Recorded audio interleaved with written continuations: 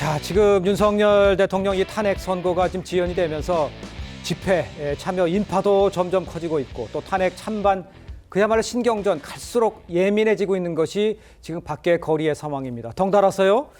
현재 윤 대통령 탄핵 선고를 촉구하는 목소리도 더욱 높아지고 있죠. 빨리 결정 내려달라 이겁니다. 여야 상관없습니다. 어제 집회의 목소리 함께 들어보겠습니다. 민주당은 부정 국회를 한 것입니다. 민주당의 탄핵의 목적이 이재명의 방탄이고 국정 마비임을 여실히 보여준 것입니다. 여러분, 헌법재판관 8분에게 촉구하고자 합니다. 더 이상 시간을 끌지 마십시오. 탄핵 기각! 탄핵 기각! 헌법재판관들에게 말씀드립니다. 인용을 걱정하십니까? 인용을 하면 윤석열 일당과 저 극우 세력과 국민의힘 조무래기들이 반발을 할 것입니다. 그러나 그거는 잣잔 속의 태풍 아닙니까? 글쎄 뭐 어디라고 할 것도 없지. 여야 공이 윤석열 대통령 탄핵 찬반 장애 여론전 한층 더 뜨거워진다는 표현이 맞는지 모르겠습니다만 거칠어지고 있다 이렇게 봐야 될 것 같은데 양쪽에서 다 압박 수위를 뭐 높이고 있는 거예요. 빨리 결정을 내려라. 이거라고 봐야 되겠죠. 예, 빨리 진짜 결정을 내야 될 예. 것 같습니다. 우리 하루하루가 사회적 비용이 그리고 사회적 갈등의 악화가 너무 심각하기 때문에 네. 이런 부분에 있어서도 어떻게 하면 헌재가 이 수순을 봉합할 것이냐의 바탕을 두고선 결론을 내야 된다고 봅니다. 그런 면에서 경찰들도 상당히 기동대 출동이나 아니면 초과 근무가 상당하고요. 네. 지역에 있는 경찰들까지 순환 근무해야 되는 언제 판결이 될지 모르니까 계속해서 집회에서 이런 보안을 유지해야 되는 어려운 상황인데 사실 국민의힘에서도 지금 초반에는 윤상현, 나경원 의원이 그렇게 윤석열 대통령을 옹호하는 목소리가 예. 국민의 그런 기본적인 심리와는 멀어지고 있는 너무 극단적인 얘기 아니야 하면서 상당히 부담스러워했을 것 같습니다. 근데 네네네. 상황이 이렇게 계속 변하는 상황에서 윤상현 의원의 목소리가 점점 더 커지고 있는 우리 정치권에서 모습이 상당히 저는 마음이 아프고요. 특히 민주당도 이렇게 집회에 나가면 사람이 격해질 수밖에 없거든요. 그러다 보면은 평소에는 대변인으로서 정제된 메시지를 전하다가 이렇게 마이크를 잡고서는 또 상대를 비하하거나 폄하하는 목소리를 낼 수밖에 없는 네. 그래서 정치를 더 우리가 혐오하게 되고 오히려 상대를 미워하게 되는 그런 정치로 가고 있어서 네. 하루빨리 결론을 내고 이 상황을 봉합했으면 좋겠다라는 생각이 듭니다. 그러니까 결과가 어떻게 나오든 밤이 되든 기각이 되든 결과가 빨리 나와서 헌재가 이제 결정을 내려야 되는 시간, 그 시간이 점점 지나가고 있다 이런 얘기들 많이 하고 있습니다. 그런데요, 그 내용을 좀 들여다보면 이제 특히 민주당 박찬대 원내대표가요. 중도 압박을 하면서 헌재를 압박하면서 중도 보수 성향으로 분류되는 이 김복형, 정형식, 조한창 3명의 재판관을 향해서 을사오적의 길을 걷고 있다. 이렇게 경고를 하기도 했어요. 자, 이 3명을 뜯어서 내서 을사오적의 길을 갖지 말아라. 무슨 내용을 뭐 알고 있는 것처럼 느낌도 들고 있는데 저 발언 내용부터 좀 어떤 느낌인지 좀 설명해 주세요. 그 박원내 대표께서 하신 말씀 전체를 보면은 예. 문영배 그다음에 이미선 정계선 재판관에 대해서는 빨리 결단해라 이렇게 달라요. 얘기했어요. 그러니까요. 결단해라 이렇게 예. 얘기를 그 했어요. 나머지 이제 김영두 그다음에 정정미 재판관을 향해서는 빨리 선고를 내려라. 그렇죠. 예, 약간씩은 좀 다르죠. 네. 그리고 나머지 이제 3분 저희가 글쎄 이름은 되게 좀 그렇습니다만 예. 3분에 대해서는 약간은 이제 국민을 배신하지 말라 좋게 말씀드리면 이렇게 얘기를 했다는 것은 현재 그 본인이 파악하고 있는 예. 현재 재판관들의 내심의 의사나 또는 평의 과정에서 나온 여러 가지 의견들이 종합해보면 저런 것이 아닌가. 저걸 소위 촉촉 5대3으로 저희가 표현하잖아요. 그러니까요. 그런 취지로 아마 그 박원내 대표께서는 본인이 파악하고 있는 게 아닌가라는 생각이 들고 왜냐하면 사실은 국내 신보다는 헌재 구성원들과 그 헌재 국회소추위원단의 관계 등을 저희가 보면 네. 어떤 첩보나 정보를 훨씬 더 민주당이 많이 가져갈 가능성이 커요.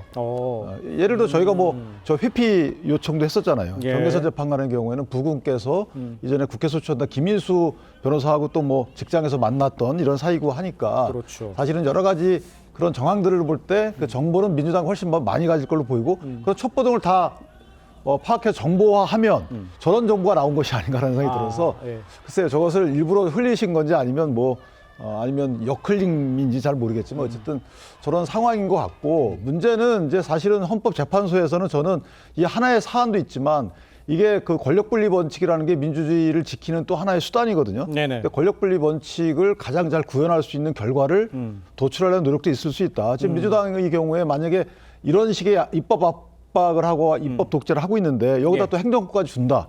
글쎄요, 이거를 헌재 재판관들 마음 속에는 네. 그런 어떤 그 균형의 그 이 의사도 네. 나타나지 않을까. 그래서 저는 성향에 불구하고 의외의 결과가 나올 여지도 없지 않아 있다. 이런 결과가 의외의 결과가 나올 여지도 없지 않아 있다. 이런 말씀을 해주신 것 같아요. 성추인 부의장께 이렇게 여쭤볼게요. 지금 조금 언급하셨습니다만 글쎄요, 이제 뭐 내피셜이고 생각일 수는 있겠습니다만 다 같이 오적이 아니고 특별한 사람을 뽑아서 오적이라고 결단을 내려 그러니까 그렇게 상상할 수 있을 것 같아요. 어떻게 동의하십니까? 어떻게 생각하세요?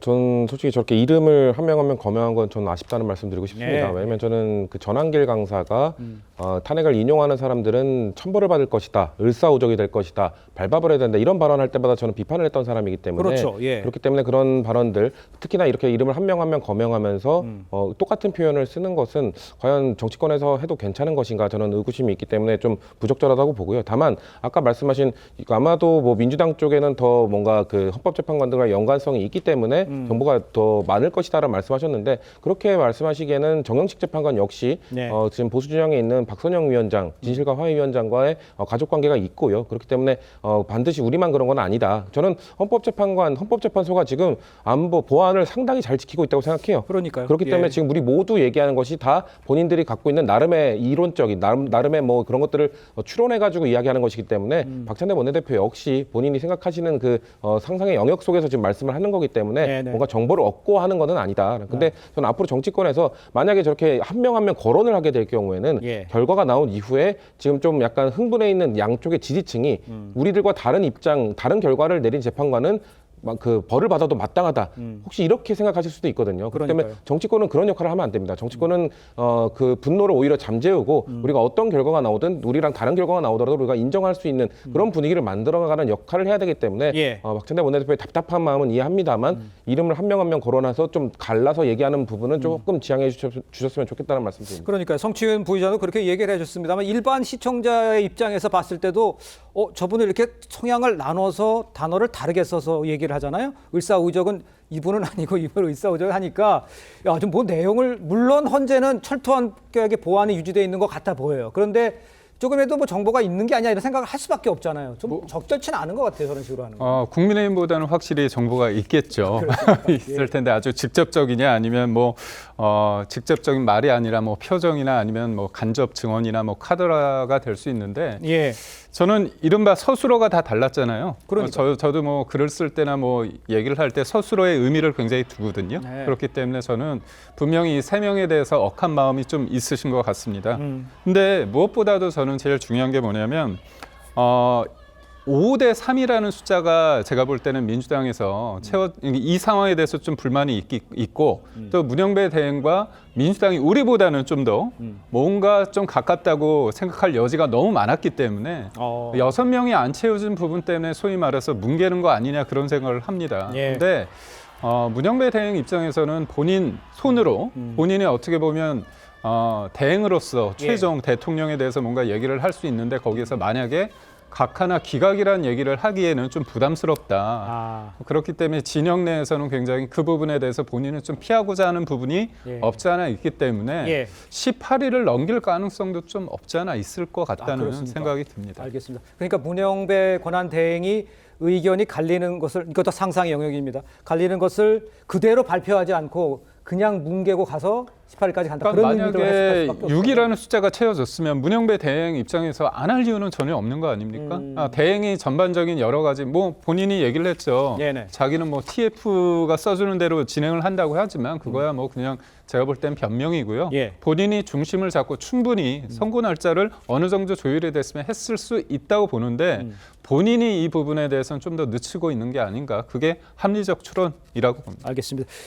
신 의원께서도 그렇게 추론하십니까? 물론 희망은 빨리 해야 된다. 거기엔 저도 동의합니다. 그런데 뒤로 갈 수도 4월 18일에 넘어갈 수도 있다라고 보세요? 그런 일 상상할 수가 없는데요. 사실 네. 대한민국이 헌재가 어떻게 기능이 마비되고 네, 그렇게 되면은 정말 대한민국의 집행부, 행정부가 어떻게 될지 정말 최악의 상황으로 갈 수 있는 거기 때문에 그렇게 안 되길 바라면서 저는 다음 주에라도 선고가 날 거라고 기대를 하는 일인이거든요. 예. 지금으로서는 문영배 대행에 대해서만 말씀하셨는데 또 한간에는 다 카더랍니다. 그럼에도 불구하고 뭐 평의가 30분 만에 끝났다라거나 고성이 오갔다. 하기 때문에 아직도 의견 대립에 있어서 정리가 안 되고 있다라는 얘기들이 있거든요. 예. 그러면서 나는 아직 결론이 안 났다 하면서 지연작장을 하고 있는 일부의 예. 그런 판사들이 있다라는 얘기가 있기 때문에 아마 박찬대 원내대표도 예. 그런 부분을 감안해가지고 그렇게 조금 더 압박성 발언을 하지 않았나라는 생각이 들고요.